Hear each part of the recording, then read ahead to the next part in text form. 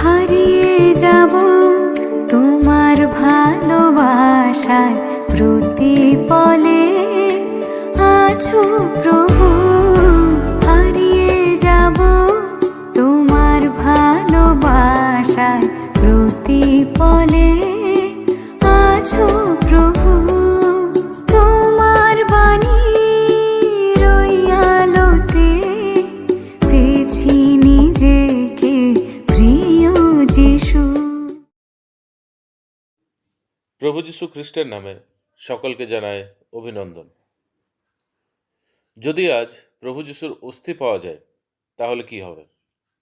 আমাদেরকে মণ্ডলী যাওয়া বন্ধ করিতে হইবে ও পবিত্র শাস্ত্র পড়াও বন্ধ করিতে হইবে।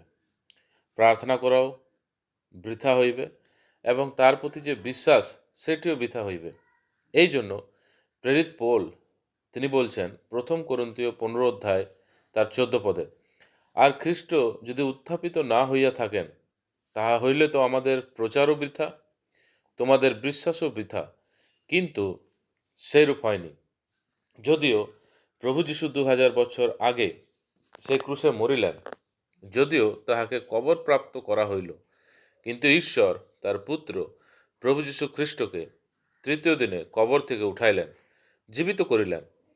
এবং প্রভু যীশু না সেই ক্রুশে আর না সে কবরে আছেন, কিন্তু প্রভু যীশু আজ সেই স্বর্গের সিংহাসনে পিতার সহিত রইয়াছেন দক্ষিণে।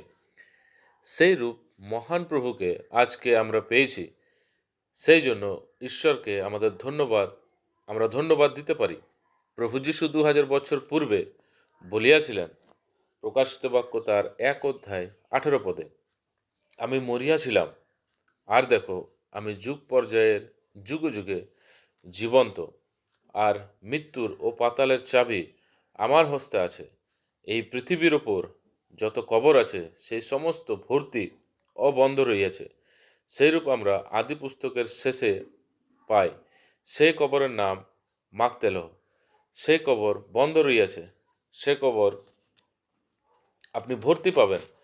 সেই কবরে অব্রাহাম, সারা, যাকব ও যোসেফের অস্থি রইয়াছে, অর্থাৎ সেই কবর আপনি ভর্তিই পাবেন। কিন্তু যেমন যেমন আমরা নতুন নিয়মে আসি, মথি, মার্ক, লুক, যোহন এই 4 জন একটি কথা বলিয়াছেন, প্রভু যিশুর কবর খালি খালি রইয়াছে, যদিও তিনি মারা গিয়াছিলেন, কিন্তু তৃতীয় দিনে জীবিত হইলেন। প্রেরিত পৌল তিনি বলছেন, শাস্ত্র অনুসারে খ্রিস্ট আমাদের পাপের জন্য মারা গেলেন ও তৃতীয় দিবসে জীবিত হইলেন। আমাদের প্রভু জীবিত, তিনি মারা গিয়াছিলেন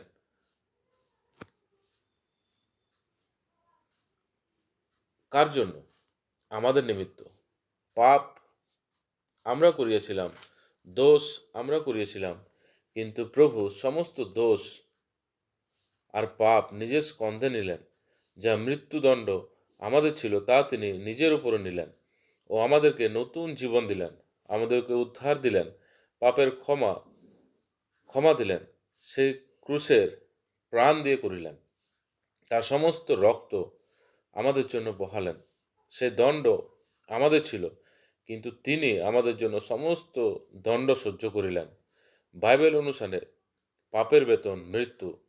পাপ আমরা করিয়াছিলাম, দোষ আমরা করিয়াছিলাম, আমাদের চিন্তাধারা মন্দ ছিল, আমাদের চাল চলন মন্দ ছিল, আমরা পাপী ছিলাম ও পাপের বেতন মৃত্যু, তা আমাদের মাথার উপর লেখা ছিল।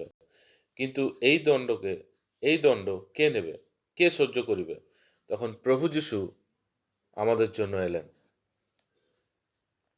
স্বর্গে এমন একটিও দূত ছিল না সে দণ্ড সহ্য করার। স্বর্গে হাজার হাজার লক্ষ লক্ষ দূত আছেন, কিন্তু সেই মৃত্যুদণ্ডকে সহ্য করা কেউ প্রস্তুত ছিল না আমাদের জন্য। কিন্তু হ্যাঁ, ঈশ্বরের পুত্র প্রভু যিশু তিনি প্রস্তুত হইলেন। তিনি স্বর্গকে ছেড়ে এই পৃথিবীতে এলেন এবং 2000 বছর আগে আমাদের জন্য সেই ক্রুশে মরিলেন, কিন্তু পিতা তাহাকে জীবিত করিলেন এবং আজ তিনি স্বর্গে আছেন ও পুনরায় আসবেন। কখন আসবেন আমরা জানি না, কিন্তু যখন আসিবেন তিনি তার বধূকে নিয়ে যাবেন।